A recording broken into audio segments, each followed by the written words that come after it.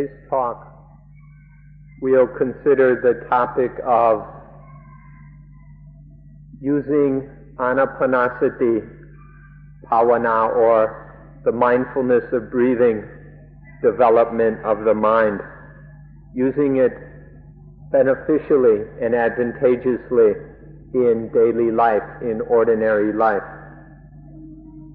We should talk about this because if we're unable to use mindfulness of breathing in our daily lives, then it's not of very much value or worth. And so we'll talk about mindfulness of breathing meditation, about using mindfulness of breathing meditation beneficially in our daily lives or successfully in our daily lives. We should look at the word bhavana, or development. When we say development, we mean that various skills, abilities, and functions are improved upon, made better, and increased. This is what we mean by development. So this is a development of these things each time while breathing in and breathing out. Anapanasati Bhavana is developing everything that has to do with the breathing every time we breathe in and breathe out. You're all aware that within this system of meditation, there are 4 groups or tetrads, 4 areas of practice. And in each of these groups or tetrads there are 4 steps. So we will consider each of these tetrads or groups of things one at a time in order to see how they can be used successfully, how they can benefit our ordinary daily lives. The first tetrad is about the Kaya or body, and the specific body we're talking about is the breath, the breathing. And so we'll be considering how the breath is developed so that it is most advantageous and beneficial for life. We know that the breath is connected to the flesh and blood body, the body of skin and muscle, and that the breathing can have an influence on the flesh body. And so we can consider how this can be done beneficially for the highest benefit of our life. The breath is connected to the rest of the body.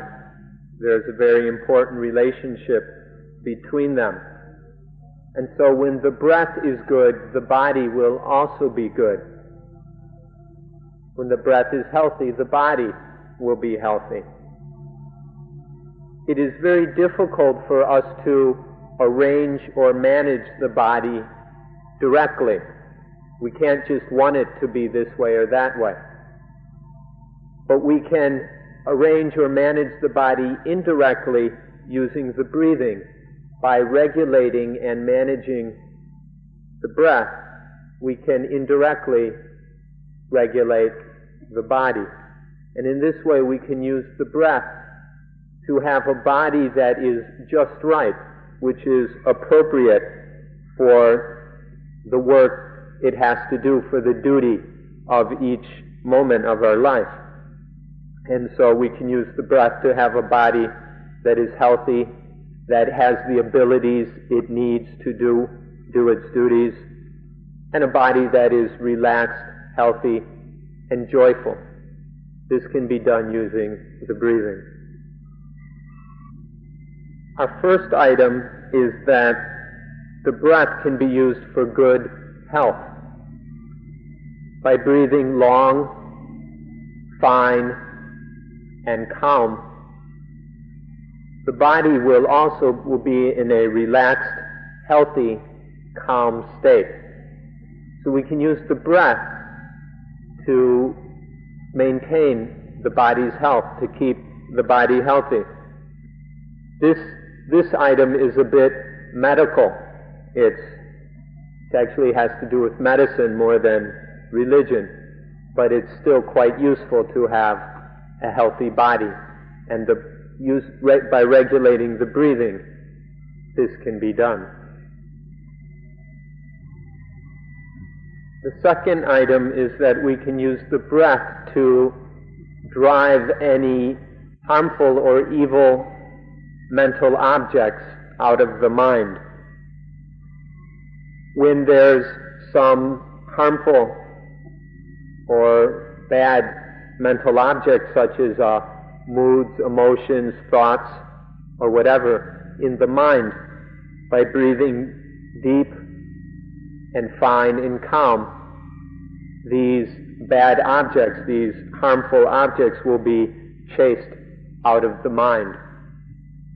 And so whether these objects are connected with greed, hatred, delusion, fear, or whatever, they can be chased away by using the breathing. This, of course, is of great benefit in our daily lives. For example, fear.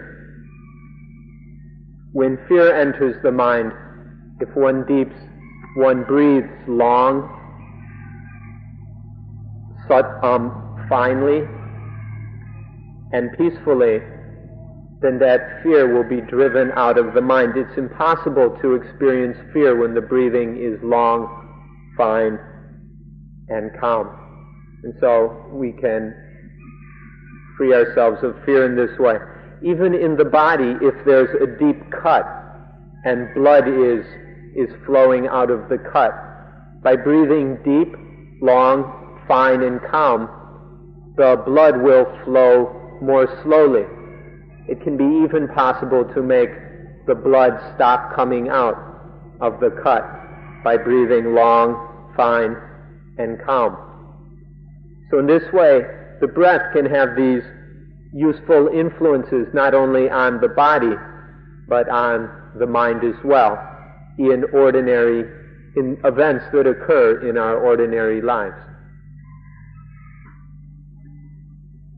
Further, through practicing the 4 steps of the first tetrad successfully, then we will have developed 4 things which are very important in our normal lives. These 4 things will be sufficiently developed to deal with the different events and circumstances which will arise in ordinary and daily life. So by practicing these 4 steps, we will develop mindfulness, sati, sampajanya, wisdom in action, or maybe we could translate it ready comprehension. We develop panya, wisdom, and samadhi, concentration. These 4 comrades, these 4 tools work together, and they will be developed sufficiently in order to deal with events that arise in daily life. There will be enough mindfulness in these first steps. Mindfulness, sati, will have been developed enough that there's enough to use in all the duties and activities that come up in a normal day. There will be sampajanya, wisdom in action, ready comprehension of the moment, of the situation, to know what needs to be done right here and now. That will be present. There will be samadhi, the mind will be sufficiently concentrated to do whatever work needs to be done. And lastly, the wisdom will be developing. And this we mean understanding or insight into impermanence, unsatisfactoriness in not self will be slowly developing bit by bit or step by step. It won't be complete at this level, but it will be developing to the degree that various dualisms, all the pairs of opposites in the world, won't be able to pull us blindly this way and that way. So there will be enough wisdom that we won't be completely enslaved to dualisms. So these four things, mindfulness, ready comprehension, concentration, and wisdom, will be adequately developed in the first four steps. The thing that is essential, that is most important in all the activities of our daily life, is sati, mindfulness. This may sound strange to some of you, especially those who don't quite understand what sati is. But this is the truth, that this is the one thing that is most important in our daily life, is mindfulness. The Thai word for this is reluk, which means to recollect, or it's to reflect. Sati is more than just being aware. Some people think just being aware is to be mindful, but there's much more to it than that. Mindfulness involves to be able to reflect. It's a reflective awareness. It's a recollective awareness. This is very important because it's sati that oversees our life. It oversees every movement, everything we do. It's sati that supervises and makes sure that things are correct and right. If it's just awareness without the proper recollecting or reflecting, then sati isn't able to supervise things correctly. So it's more than just being aware. Sati is aware and it recollects, it retrieves the necessary wisdom, the knowledge that is needed in the situation. This is very important. It's sati that oversees things and brings in the knowledge and wisdom, both worldly knowledge and insight knowledge, to manage, to supervise what is taking place. The last quality that is very important is sati must also be fast. It must be quick, nimble, and agile. If sati is slow, then it's almost no good because it brings the knowledge too late. It's not on time. Sati must be right on time. It must be right there as things unfold.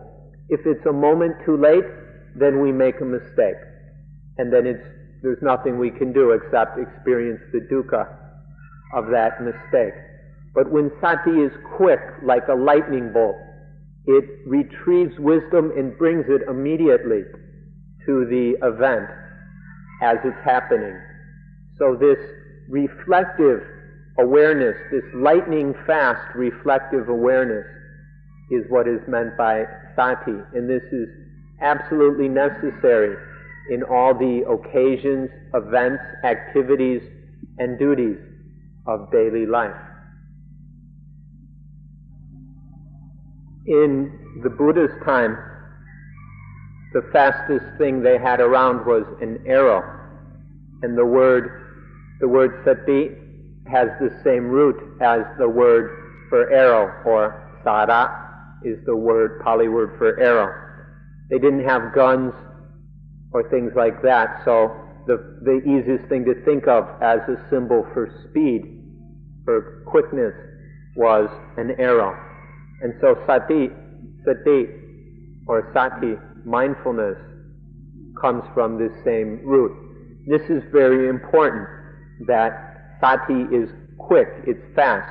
For those of you who are still confusing concentration with mindfulness, and this is a very common misunderstanding, the essential quality of sati is quickness, fastness, speed. This distinguishes sati from concentration. Sati needs this speed in order to bring wisdom to the experience, to the situation. If we remember too slowly, or we reflect too slowly, or we think, if our awareness is too slow, then it's almost worthless. It doesn't do any good to figure something out the next day. It takes mindfulness that is very fast to bring the necessary wisdom right here and now, where it's needed. And so this speed of sati is very important, and so we develop sati to be as fast as possible so that it can always bring the necessary wisdom to the situation. This is the duty of sati, is to be the conveyance or vehicle, the thing that brings wisdom. And so to do this usefully, it must be very fast. If we're always thinking too slowly, remembering too slowly, experiencing a little bit too slowly, our sensitivity and awareness is dull and slow, then this is because sati is very weak. And so we train sati to be quick, like a lightning bolt, like an arrow. So we hope you're beginning to see how important sati is, and that you'll be very interested in developing it. The English proverb, "Be wise in time," points to the significance of sati. Without sati, we're not wise in time. The wisdom is slow or too late, and then it doesn't do any good. No matter how much knowledge and wisdom we've got, we've developed, we've stored away, it's of no use if sati isn't quick enough to bring that wisdom and knowledge to where it's needed. So sati is the first thing, the most important thing that needs to be developed. To be wise in time depends on mindfulness that is very fast, that is right there where it needs to be, bringing knowledge right where the knowledge needs to be. And so other things will be developed as well. But in mindfulness of breathing, sati is the first thing that is being developed, and it's the most important thing. Without sati being developed, the other things won't develop. So sati has to be the first thing, and then other things will develop as well. But sati is the most important. It's the first one, and it's absolutely necessary. So please be very interested and attentive to the importance of developing sati. For example, if we're in the forest and we meet up with a tiger, if we're afraid, that means there's no sati, there's no mindfulness. Because when we're afraid, we don't know what to do. We don't know whether to run or whether to throw something at the tiger or what. But if there's mindfulness instead of fear, then we know how to respond to the situation. We know what to do about the tiger, whether we should run or whether we should climb a tree or whatever. Even to just run over and climb up a tree takes mindfulness. Without mindfulness, we probably couldn't even do that much correctly. So, even in a situation like this, mindfulness is necessary. Otherwise, we just stand there afraid. Or if we're walking in the city at night and somebody pulls a gun on us, and sticks a gun in our face. If there's mindfulness, we'll be able to do the most appropriate thing in that situation. We'll know what to do. But without mindfulness, we'll just make mistakes. Whatever we do will be wrong.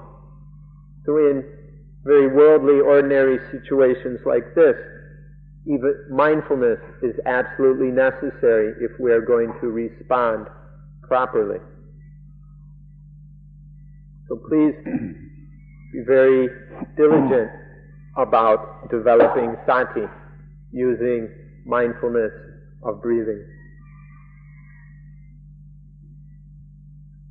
We can think back to the arrow again. An arrow is very sharp, but no matter how sharp an arrow is, without speed, it can't penetrate its target. The most sharp and pointed arrow needs speed in order to pierce and penetrate its mark or target. That speed of the arrow is sati, mindfulness, and the sharpness, the point, the sharpness is wisdom, is knowledge. Without that speed, wisdom cannot function. Wisdom cannot penetrate to the situation and take care of things in the correct way.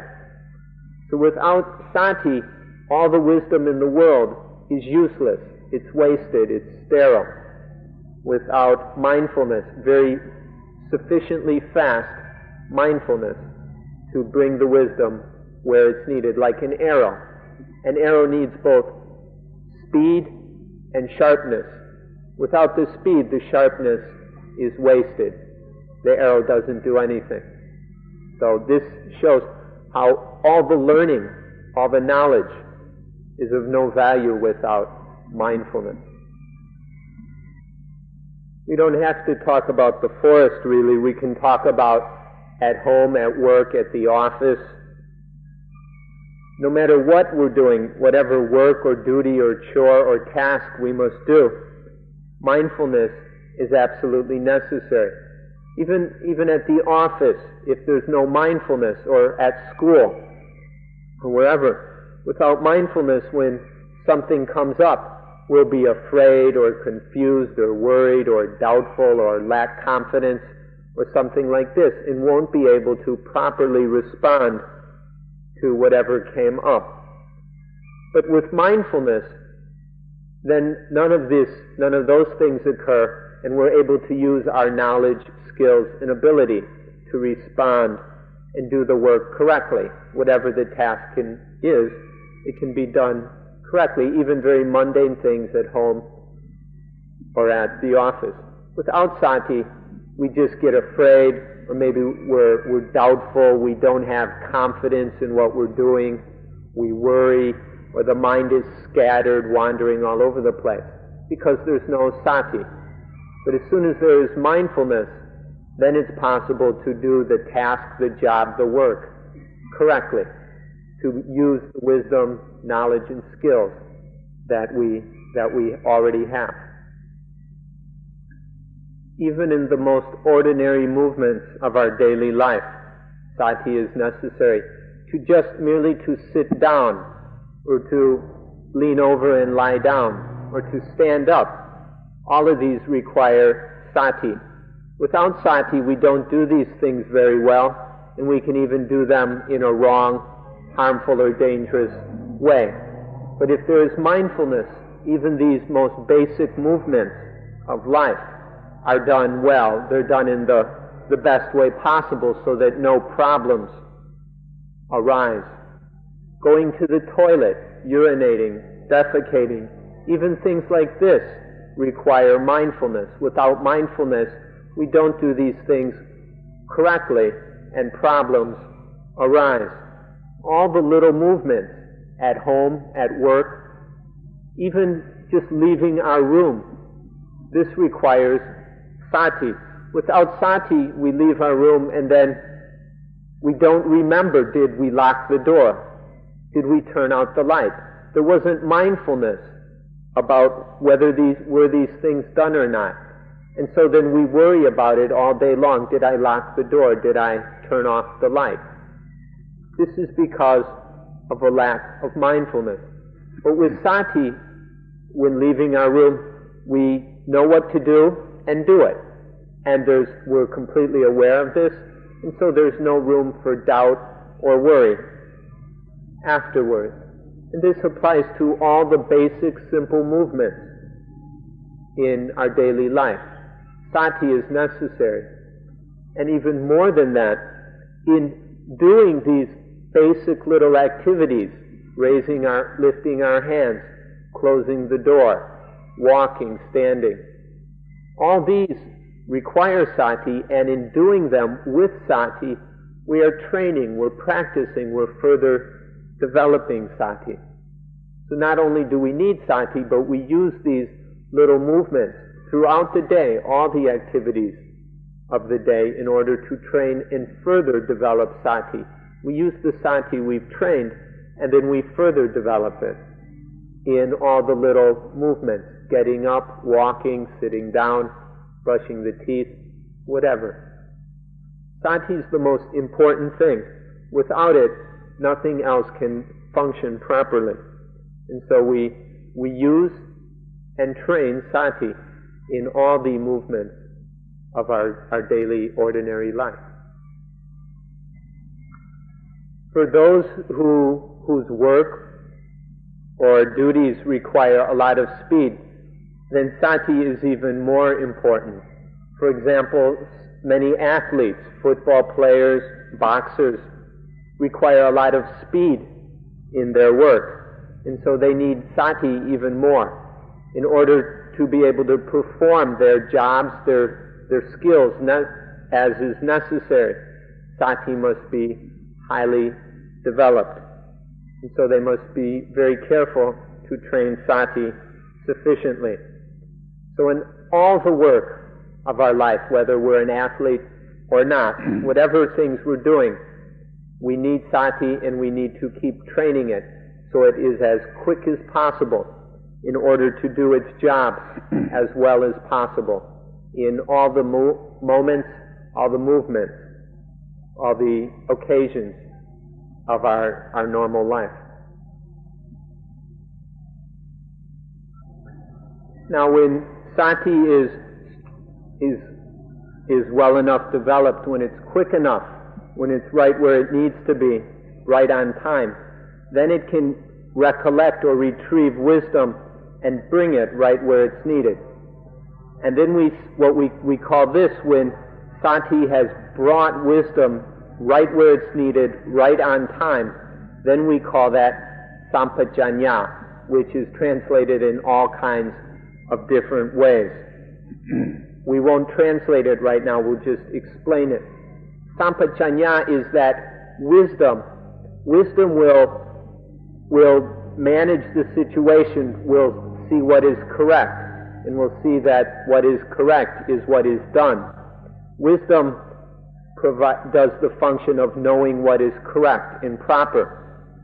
But that cannot be done without sati, overseeing and directing things, supervising things, and making sure that the wisdom is right there, right where it's needed, bringing the wisdom right into the experience or situation.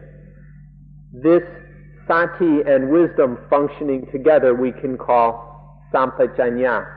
The mindfulness brings wisdom there, and that wisdom that is functioning at the right place in the right way with the speed of sati, the two working together, we can call sampajanya. We can see sampajanya as being a development of mindfulness, or we can see it as being a form of wisdom, panya, sampajanya, very closely related words. But we can see them as sati and panya in action, functioning, working to deal, to respond correctly to the experience, to the situation. There's a Thai saying that literally is translated, with knowledge flooding over one's head, one still can't save oneself. Even with knowledge overflowing, flooding over one's head, one can't save oneself. There might be something in English that's the equivalent, but the translator can't think of it right at this moment. But the meaning is clear. Even if you graduate from university, even 10 universities, with all the knowledge in the world, without sati, it's all a waste. It's worthless. It can't do any good. in order to survive, it's necessary to have sati to apply, to bring that knowledge where it's needed. So all the knowledge in the world is useless without sati. Once there is mindfulness and wisdom in action or ready comprehension, sampajanya, once there are these three things, the question remains, is there enough strength or power behind them? And so this is the fourth factor is needed, or the fourth comrade, which we call samadhi, or concentration. Concentration provides the power and strength to give all of these, to give sati sampajanya enough energy to completely fulfill their function, to perform their task completely. Sometimes there's some mindfulness and wisdom, but there's not enough strength, and so they don't completely do what needs to be done. And so there must also be enough concentration to supply that energy, the strength to do these things. And so in mindfulness of breathing, even in the first tetrad, these four things, mindfulness, wisdom in action, and concentration, are all being developed. And then all four of these need to be used and trained, further developed in our normal lives. So to summarize, Anapanasati, even just the practice of the first tetrad, allows us to have a good, healthy body, allows us to drive away harmful, evil mental objects, mental states, emotions, and so forth. And it allows us to have it develops these four comrades: mindfulness, wisdom in action, and concentration to a pretty good degree, so they can be used to deal with the situations that come up in ordinary daily life. Just through the practice of the first tetrad, these benefits are developed, and if you consider them and reflect on them, you'll see that this is really quite a lot. To develop even just this much is something very valuable and important for our lives. Now we come to the second tetrad, which is about the Vedana. This word Vedana, the Pali word, is difficult to translate into English correctly, but the standard translation of Vedana as feeling or feelings is good enough. But be careful, by feelings we don't mean emotions. We're not talking about those kind of feelings. But the way to really know the Vedana is not to just translate it, but to understand that the Vedana are the things that all living, all feeling organisms, including, of course, human beings, are enslaved to. These Vedana are things, these feelings, are things that lead us around by our noses. They're always pulling us around this way and that way.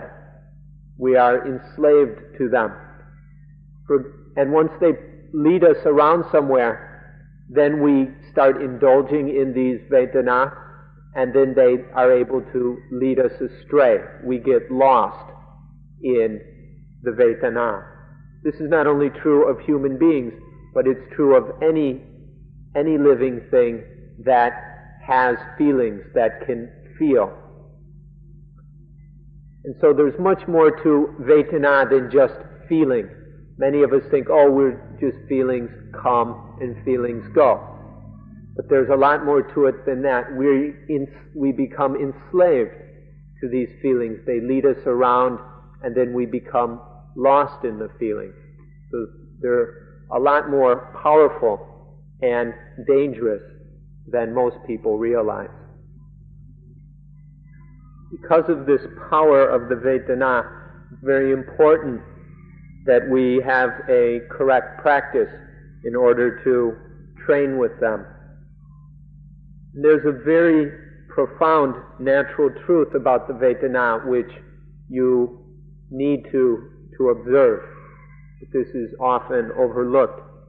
This fact is that the Vedana are the things that lead to thoughts or concepts, ideas, however we want to translate it. But because of Vedana, this stirs up, this conditions thoughts, ideas, and so forth. When there's a feeling, then we think about that. And then all kinds of thinking is stirred up. Sometimes it's good thinking or nice thinking, but sometimes it's bad, harmful, ugly thinking. Often we think too much, but even sometimes we don't think enough. And this is all because of the Vedana. Some people go crazy because they think too much. And even many of us would like to think less. Sometimes we don't want to think, but the thinking goes on and on because we're unable to control the thinking. Sometimes we'd like to think nice thoughts, but instead we think ugly, evil, nasty thoughts because we're unable to control the thoughts. And the reason we can't control or regulate the thinking is because we're unable to control or regulate the Vedana, because we're not able to be on guard with the Vedana. We're unable to keep the thinking under control in ways we need it. So this is why we need to have a meditation practice that works or deals with the Vedana. And this is why it's necessary to have the second tetrad of Anapanasati that deals with these feelings. Sometimes I use the word control, but maybe the word regulate or oversee is a better word for, in order to regulate the Vedana, in order to keep them on track, it's necessary to regulate them from patsa. Patsa is sense contact. The contact at the eyes, ears, nose, tongue, body or mind, when the sense organ and the sense object and sense consciousness come together. That is sense contact. And the way to regulate the feelings, the Vedana, is right from that moment of contact. This means that there must be good old mindfulness, wisdom in action, sampajanya, and samadhi, concentration, there at patsa, in order to oversee the contact, in order to regulate the Vedana. If mindfulness is too slow and wisdom is lacking, then there will arise foolish, or we could even say stupid feelings, ignorant feelings which get us into all kinds of trouble. But if mindfulness, sampajanya, and concentration are sufficient, quick enough, strong enough, wise enough, then the feeling is wise feeling.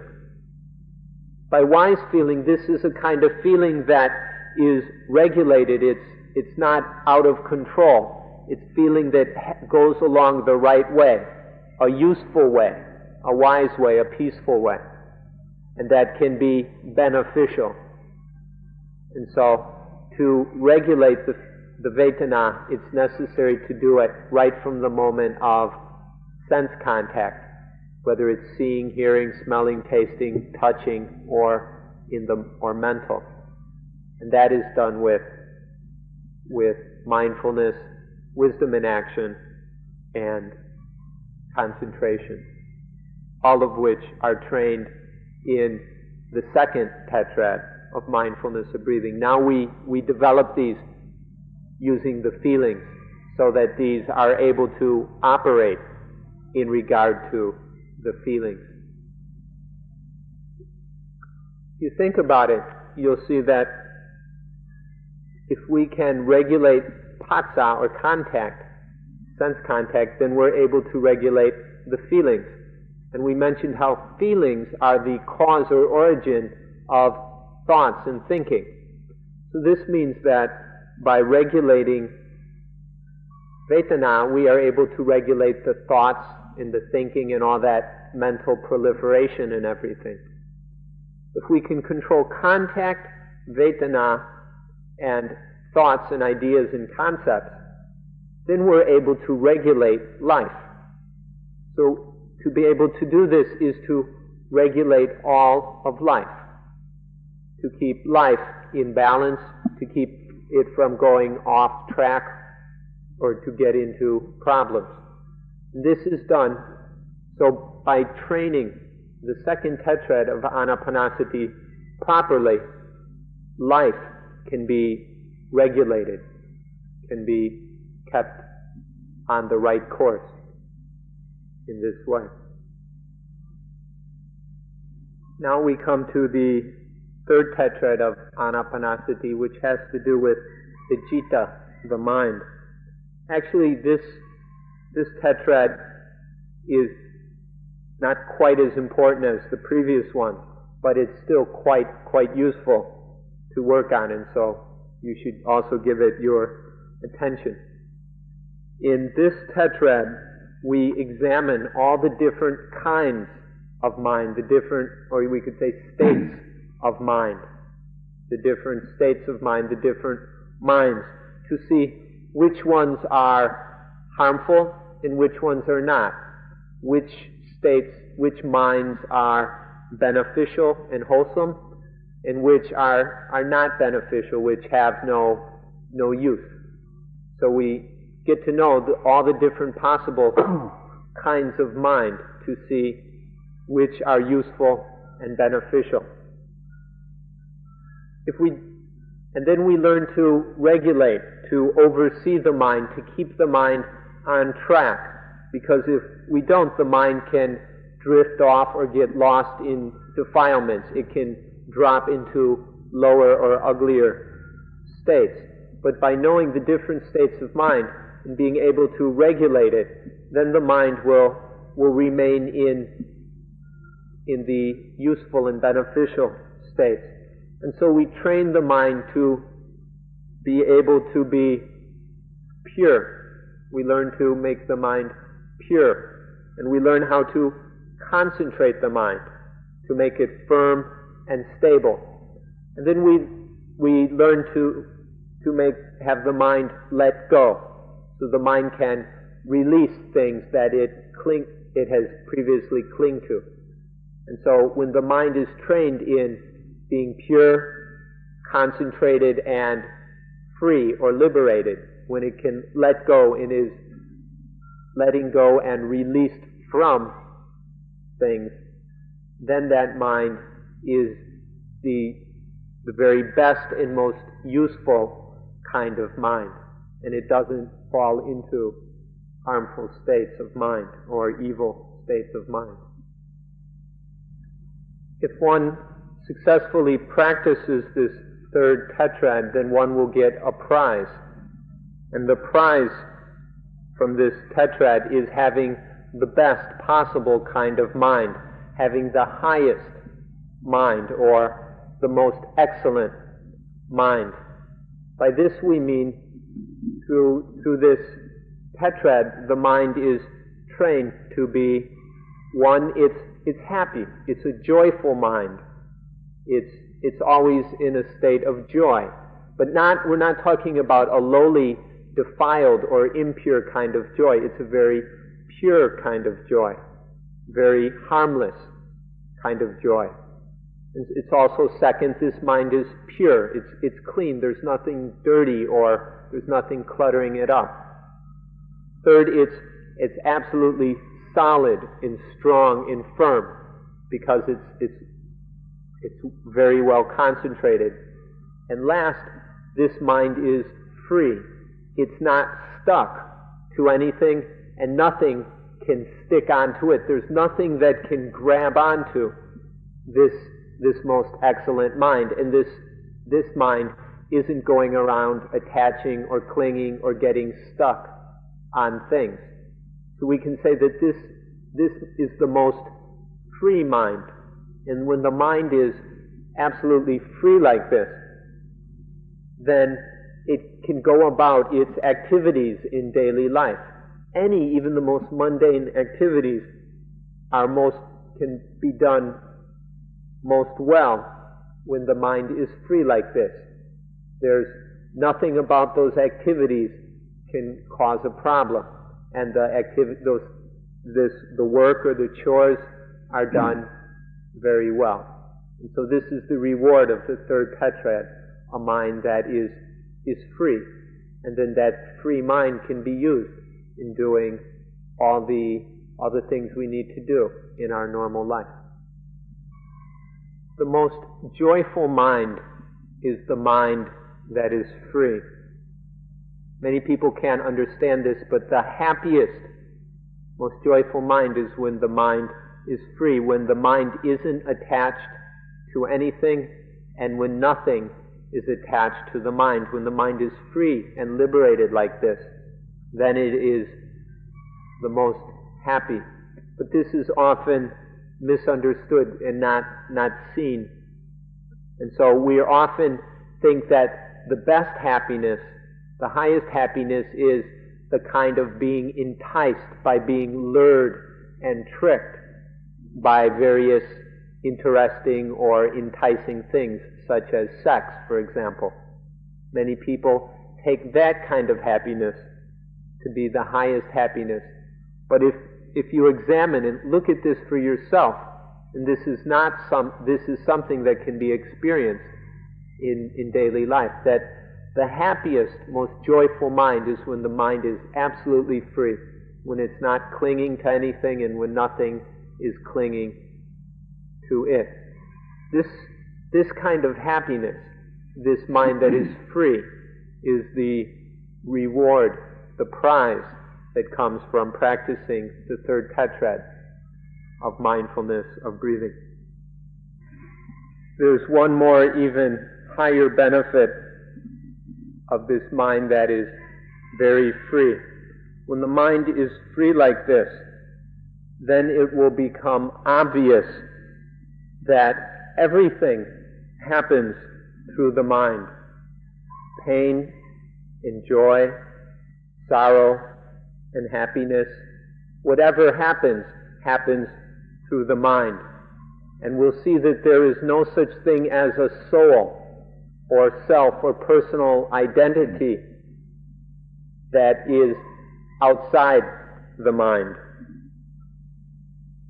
Sometime in India, they developed the idea, the theory, that there was an Atman, a self, a soul, a life monad, a personal identity, whatever we want to call it, that was separate from the mind, separate from the body as well. And then this idea spread throughout the world, including to the Middle East and to Europe. But if we see with this free mind, if we see absolutely clearly what the nature of the mind is, we'll see that there is nothing outside the mind. There is no such thing as a self or whatever outside the mind. And then if we look even further and see the mind on the deepest, most profound level, then we see that even the mind itself is not a soul, an Atman, or whatever. That there's just the mind and the body. The body is just a container, a vessel that supports or holds the mind. But everything happens through the mind. And when the mind is highly developed, as we've described, then this most profound truth is realized. That there's no self or soul outside the mind, and that the mind itself is not a self or soul. And in the mind There is no self, no soul, no Atman, or anything like this. This knowledge is the highest knowledge of Buddhism. This is the pinnacle of Buddhism, to see that there is no self, soul, Atman, or whatever, anywhere, whether inside or outside the mind. This is the highest wisdom of Buddhism. And once this knowledge was discovered, there has not been anything higher or more advanced than discovered soon. So this is the highest knowledge of the human species. This is the deepest wisdom of our race, of our species, that the wisdom, the knowledge of not self, that there's just body and mind, and besides the body and mind there is no third thing. There is no self, soul, or whatever you want to call it. There's merely the body and mind functioning according to the law of nature. This is the highest knowledge of the human species. Now we come to the fourth tetrad, the tetrad about Dhamma.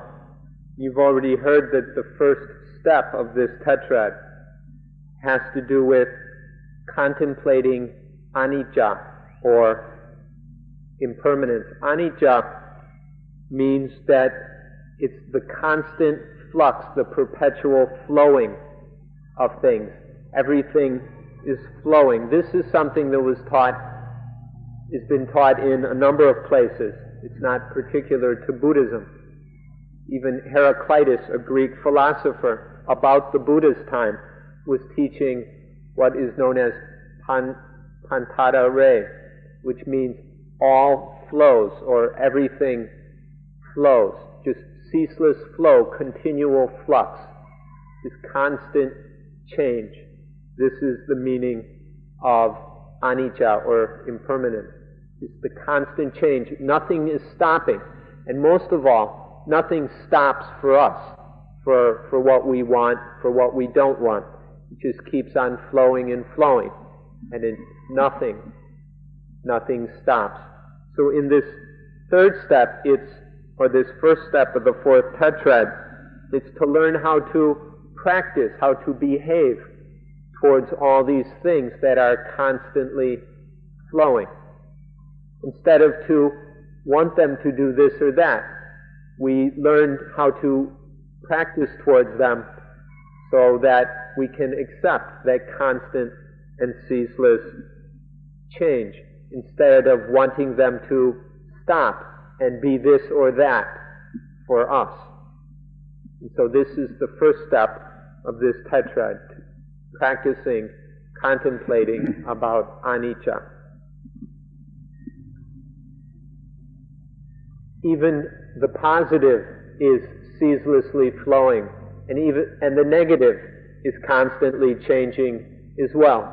So where's the difference between the two? Both the positive and the negative are constantly flowing. So we don't indulge in these. We don't get caught up in them. We just stay in the middle, neither getting happy about the positive and angry about the negative, not loving the positive and hating the negative, but just staying in the middle because it's just constantly flowing.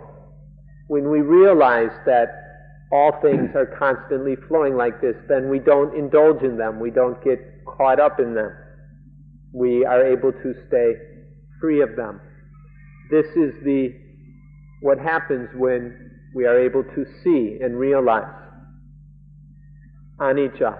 And this not only happens in formal meditation, but to see this throughout our daily life, to see the ceaseless change of things throughout our daily life, so that we no longer get lost in the positives and negatives that go flowing by in normal life. Because we don't see this anicca, because we don't look at things this way, we see everything in dualistic terms. We see things as good and bad, positive and negative, beautiful and ugly and so forth, and we've got tens, dozens, hundreds of these pairs of this and that, all these pairs. And then these are constantly pulling us around this way and that way, always being led around by these dualistic pairs, by these opposites. This happens because we don't see anicca. Our mind is no longer, it doesn't find a middle position that is not being pulled this way or that way. Because of not seeing this, the mind is always getting caught up into extremes, finding itself in very distant positions, instead of having a balance, a natural equilibrium that is in the middle. This is what happens when anicca is not seen, when impermanence is overlooked. But when we realize this truth of impermanence, and then see that all those things are the same. In seeing impermanence, it realizes that positive and negative, good and bad, and all those pairs, they're just ceaselessly flowing. There's nothing absolutely real about them. There's just the constant change. And when the mind sees this, then it's no longer getting pulled apart by all these dualities. It's no longer like being pulled in one direction by the neck, in the other direction by the feet, and then scorched by fires around the middle. And when all this pulling and burning ends, just think how joyful that is, how peaceful, how nice that is, to be free of all that pulling and tugging. This is the benefit, the result of realizing anicca, impermanence, to no longer be pulled apart by dualities. The first step of this tetrad is to realize impermanence, and then we realize that there's nothing worth attaching to, that there aren't any of those dualities, there's nothing that can be, that deserves being attached to. When this is realized, then there comes the next step, which is viraka, or the fading away, or the unattaching. It's the fading away of attachment, the unattaching, seeing that things shouldn't be or are not worthy of attachment. Attachment begins to dissolve, break up, and fade away, and fade away, and fade away. Attachment weakens and lessens until eventually attachment is gone. And when attachment is faded away to a certain point, then it ends. Attachment ends, it's over, it's finished. Attachment is quenched. This is what the fourth tetrad is about. Realizing impermanence, then watching attachment fade away, and watching attachment cease. This is what happens in the final tetrad of Anapanasati. So this begins with realizing the impermanence of all conditioned things, seeing that all phenomena are ceaselessly flowing. When this anicca, to the degree that anicca is seen, to that degree attachment disappears. To see impermanence more and more, then attachment disappears more and more.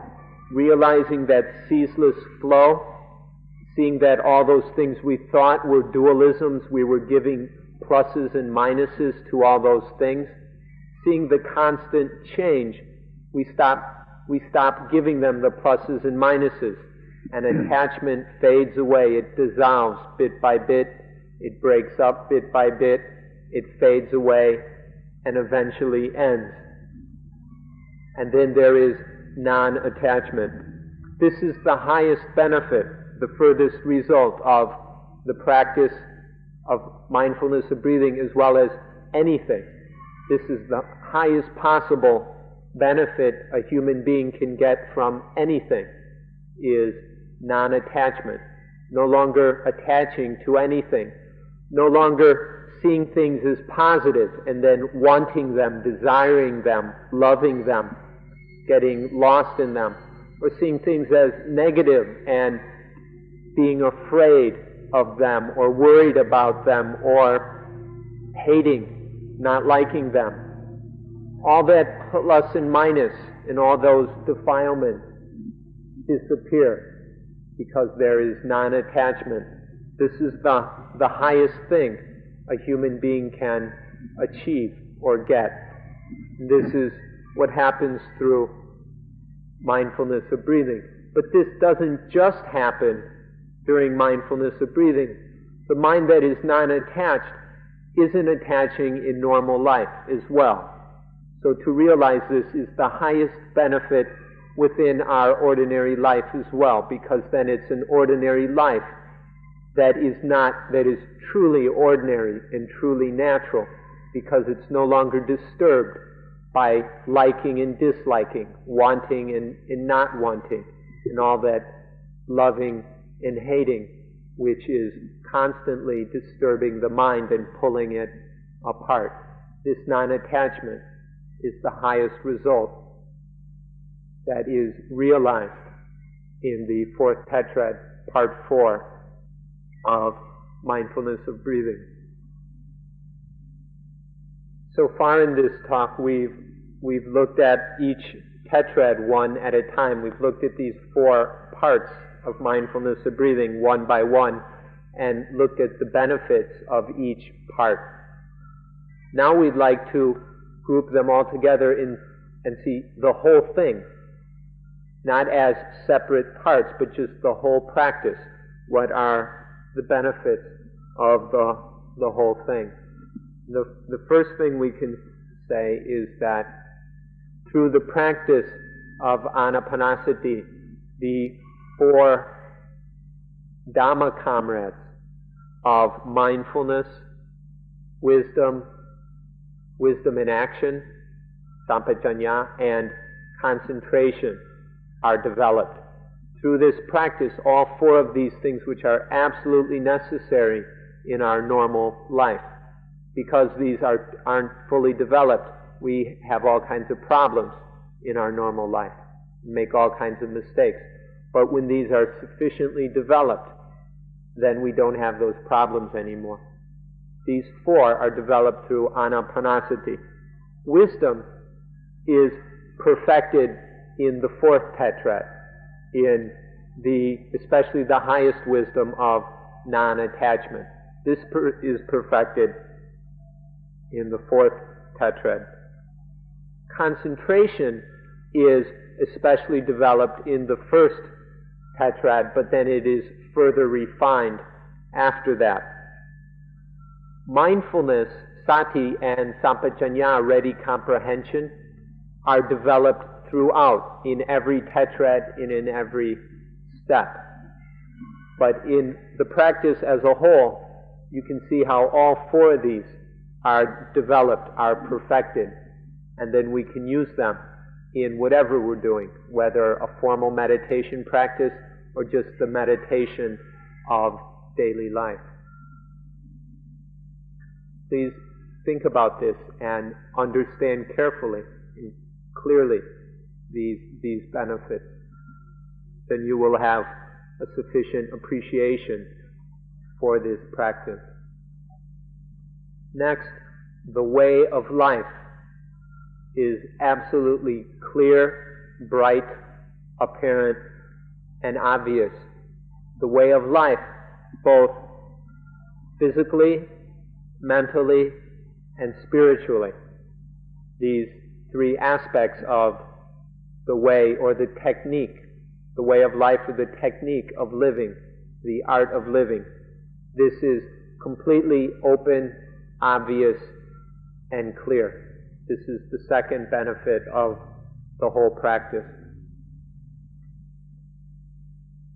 All our work will be done correctly. Our worldly work, the work of earning a living, taking care of our possessions, our house, whatever, all of this work will be done correctly and without any problems because of the what the things, the skills and qualities developed through mindfulness of breathing.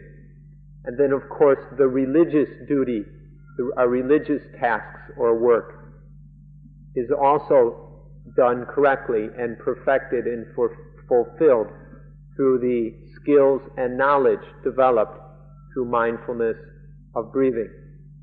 In Anapanasati, all the knowledge that's necessary, all the skills and ability that is necessary to accomplish correctly both our worldly work and our religious or spiritual work, all that is developed sufficiently.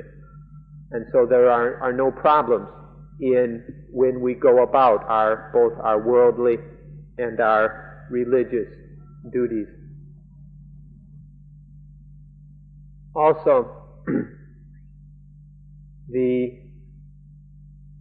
our life will have the correct, life will be traveling correctly or walking, following its path correctly. You may not have realized this before, but life is following a path. Life is a traveling, a walking along a way or a path. Though you may not have realized this, this is the way it is. In life, there is a constant development.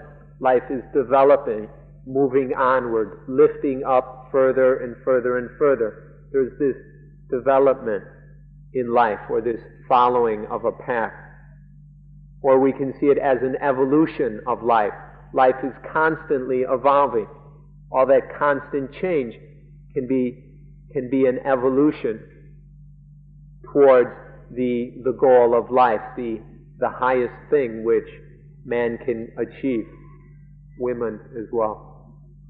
This will be correct and proper through the fulfilling the four tetrads of mindfulness of breathing. If all four tetrads are practiced fully and correctly, then life will be following the right path, and it will follow the path correctly, successfully, and efficiently, so that the goal of life will be achieved before the body dies. This is very important. Through practicing the four tetrads correctly and perfecting them, then life will travel along, will follow its path to the goal of life and reach the goal of life before the body dies. Even better than that, while we're traveling along the way of life, while following the way of life, we're happy. It's not just following this way, but there's joyfulness in following the way of life. This is the result of correctly practicing the four tetrads of Anapanasati. Not only is there the correct walking in developing and evolving of life, but it's joyful. This is the best we can do. There's nothing better than this, but to follow the way of life and enjoy it, to be happy in this, not need to look for happiness in anything else, but following the way of life in reaching the highest thing that a human being can achieve. This is the best there is. There's nothing better than that. And this is the ultimate benefit of Anapanasati. And it applies not only to formal practice, but just to all of life.